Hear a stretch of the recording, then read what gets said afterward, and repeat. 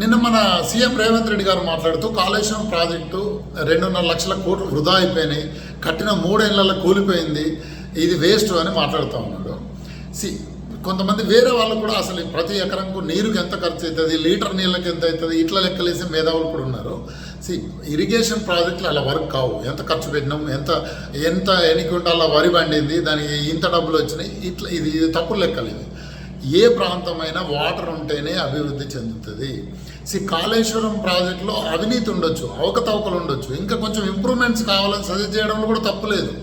కాకపోతే project waste అనడం మూర్ఖత్వం అది. ఎందుకంటే మీరు సిటీకి దగ్గరలోనే 100 కిలోమీటర్ల లోపలలోనే ఉన్నాయి రిజర్వాయర్స్.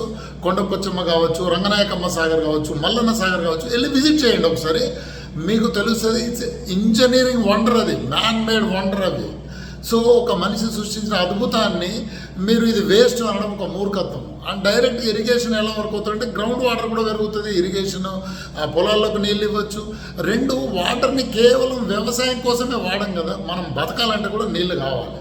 సో ప్రాజెక్టుని కేవలం రాజకీయ ఉద్దేశంతో, చేతకానితనంతో ప్రాజెక్టులలో అంటే రిజర్వాయర్లో నీళ్లు నింపకుండా రాజకీయ ఆరోపణలు చేయడం అనేది కాంగ్రెస్ చేతకానితనమే తప్ప ఇంకేమి కాదు.